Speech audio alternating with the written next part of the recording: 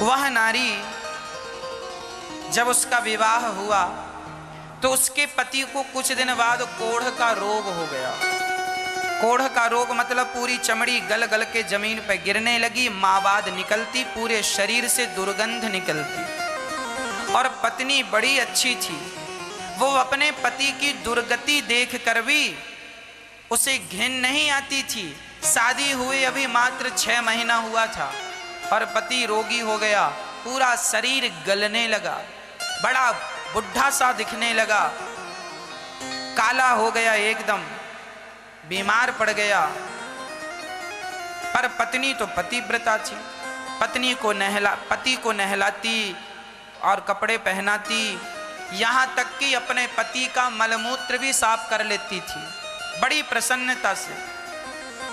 और अपने पति को नहला धुला करके और वो दवाई लगाती, पूरे शरीर में उसकी बदबू आती पर फिर भी वो दवाई लगाती, और उसके अंदर इतनी सी भी घिन नहीं आई, और वो अपने पति को भगवान मान करके अपने पति की सेवा करती रही, करती रही, करती रही।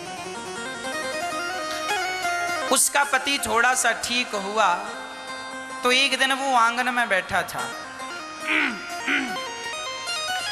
तभी वहां गांव की एक वैश्या सज धज के राजा के दरवाजे पर नाचने जाया करती थी, राजा के यहाँ। तो एक वैश्या वहां से निकली तो यह कोढ़ी उस वैश्या को देखा और बोला, वाह कितनी सुंदर है। और ये कोढ़ी उस वैश्या को देखा और देखता रह गया। मन में भाव आया, क्या ये वैश्या कभी मुझे मिलेगी, ये सोचने लगा। रात को बड़ा उदास था। पत्नी ने पूछा, क्यों जी आज आप उदास क्यों हैं, आपका आज मन नहीं लग रहा है? तो वो कोढ़ी ने कह दिया कि आज वो फलानी वैश्या यहाँ से गई, बड़ी सुंदर थी, मेरा मन तो उसी में लगा हुआ है, पता नहीं शरीर बीमार है, क्या कभी वो वैश्या मिलेगी। अब इसके पत्नी को लगा कि मेरे पति का मन वैश्या से मिलने का है। तो पत्नी बोली, आप चिंता ना करें, मैं मिलवाती हूं। अब वो जाकर के वैश्या के घर में, ये पतिव्रता स्त्री जाकर उस वैश्या के घर में झाड़ू पोंछा बर्तन कर देती, सवेरे सवेरे 4 बजे सब काम करके आ जाती। एक दिन वैश्या ने देखा कि मेरे घर का काम कर कौन रहा है, उसने जाग कर देखा तो ये पतिव्रता नारी उसके बर्तन धुल रही थी। ये वैश्या चरणों में गिर पड़ी, बहन तेरे चर्चे मैंने सुने हैं, तू बड़ी पतिव्रता है और हम जैसी पापनी को और पापी बना रही है, बताओ हमारे बर्तन तुम क्यों धुल रही हो। तब ये पतिव्रता नारी बोली, बहन तेरी सुंदरता पर मेरे पति रीझ गए हैं, एक बार तुम मेरे पति से मिल लो, बस यही मेरी इच्छा है। तो ये वैश्या बोली, एक काम करना, मेरा आपके घर में आना उचित नहीं होगा, लोग ना जाने क्या क्या कहेंगे। यदि वैश्या के संग कोई स्त्री खड़ी हो जाए ना तो लोग उसे भी तो वैसा ही समझेंगे, इसीलिए जैसी संगत होती है ना लोग वैसी रंगत समझते हैं। शराबियों के बीच में खड़े होने से आदमी समझ लेता कि जरूर पीता, भले तुम ना पियो पर मानता यही पीता हो। तो मैं तुम्हारे घर में आऊं ये शोभा नहीं देगा, एक काम करना, अपने पति को मेरे घर भेज देना। ठीक है। अब वो वैश्या के घर से गई, पति से कहा आज आप चले जाना, उसने बुलाया है। अब ये पति तैयार हुआ, अब तैयारी वैयारी किया, शाम को बुलाया, रात्रि को 8 बजे आ जाना। जाने लगा, घर से निकला ही था कि उसका पांव एक पत्थर में टकराया और मुंह केवल धड़ाम से गिरा, और गिरा तो पांव में मोच आ गई, चलने में असमर्थ हो गया, एक कदम ना चल पाया, मोच आ गई। अब रोने लगा, बुलाया था उसने, अब पता नहीं मैं पहुंच पाऊंगा कि नहीं, अब मैं कैसे जाऊं। तो इसकी पत्नी बड़ी पतिव्रता थी, इसने कहा अब रोइए मत, मैं आपको ले चलती हूं, मेरे से चला नहीं जाता, कोई बात नहीं, आप मेरे कंधे पर बैठ जाओ। अपने पति को अपने कंधे पर बिठाकर और एक वैश्या के घर ले जाने लगी, पर गांव के भीतर से नहीं जाती, जंगल के रास्ते से जाती है। गांव वाले देखेंगे तो क्या कहना, अरे कहाँ जा रही हो, कैसे कहेंगे कि वैश्या के घर जा रहे हैं। वो जंगल के रास्ते जाने लगी। उसी समय एक जंगल में घटना घट गई। राजा के कुछ खजानों पर चोरों ने हमला कर दिया। चोर बहुत सारा खजाने का धन चुरा कर भागे और इन्हीं जंगलों में आकर सिपाहियों ने पीछा किया। चोरों को लगा अब तो पकड़े जाएंगे, तो वहां मांडव्य ऋषि बैठे थे। मांडव्य ऋषि की झोपड़ी पर चोरों ने सारा चुराया हुआ धन रख दिया। सिपाहियों को झोपड़ी से धन मिला तो सिपाहियों को लगा ये बाबा चोर है। एक मांडव्य ऋषि वहां पर थे। उन संत को सिपाहियों ने चोर कह कह करके एक सूल गाड़ दिया। एक लोहे का पैना सा, वो सूल कहते हैं, गाड़ दिया और बाबा जी को उस पर बिठा दिया। तो नीचे से चुभता हुआ वो सिर से लोहा निकल गया। और बाबा जी चूंकि असली थे, समाधि भी असली थी, तो इतना होने पर भी उन्हें कोई दर्द नहीं हुआ। वो सूल पर ही भजन करते रहे। तभी ये पतिव्रता नारी अपने पति को लेकर वहां जंगल से जब गुजरी तो वहां महात्मा लटक रहे थे, सूल पर ऊपर थे, और ये अपने पति को बिठाई कंधे पर। तो इसका सिर महात्मा जी के पांव से टकरा गया और महात्मा जी की समाधि खुल गई। महात्मा जी ने श्राप दे दिया, जाओ, जिसने मेरी समाधि भंग की है सूर्य उदय होते ही उसके प्राण निकल जाएंगे। अब तो ये घबराई। अब ये कोढ़ी तो रोने लगा, हे भगवान मैं तो गया,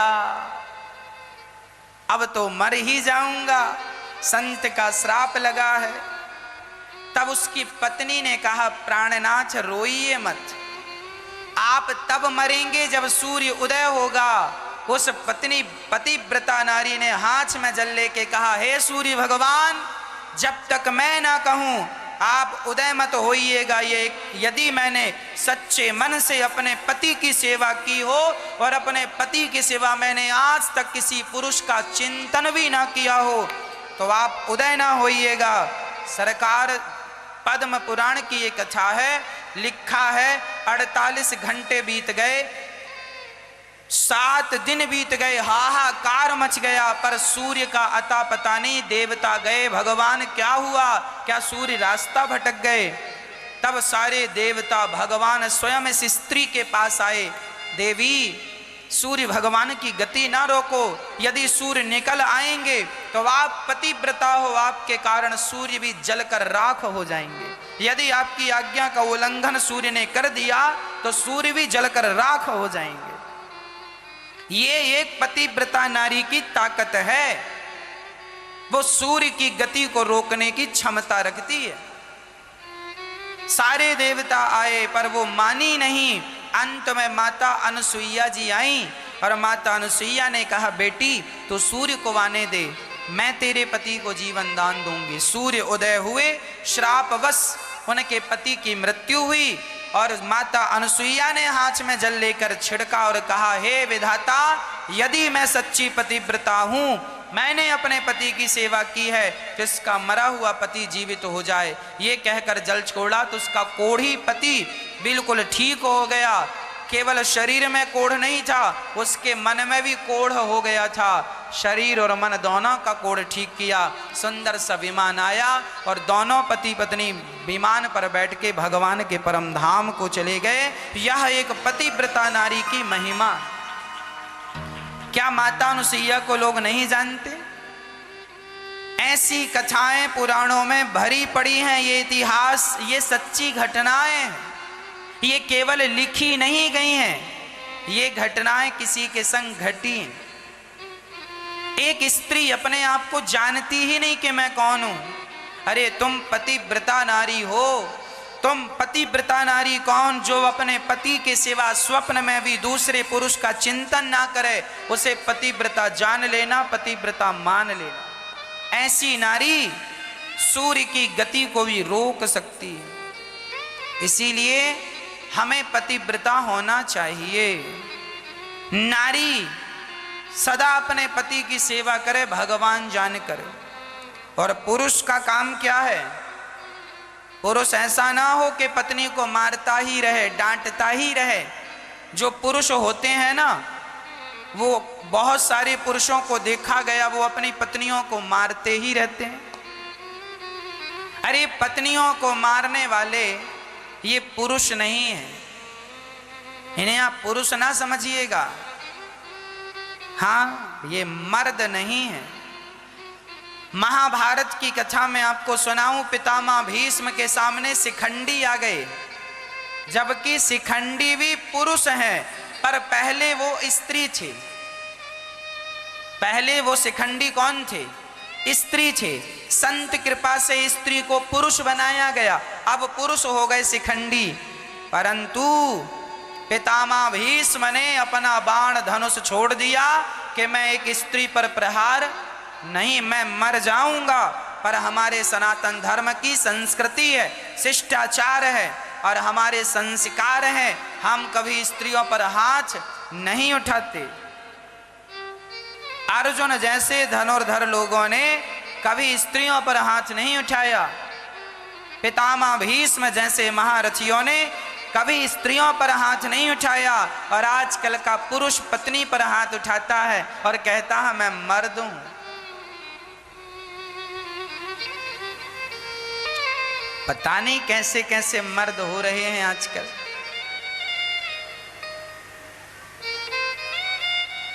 पुरुष को चाहिए कि वो नारी का सम्मान करे। यत्र नार्यस्तु पूज्यन्ते रमन्ते तत्र देवता तत्रैतास्तु न पूज्यन्ते सर्वास्तत्राः फलाः क्रिया।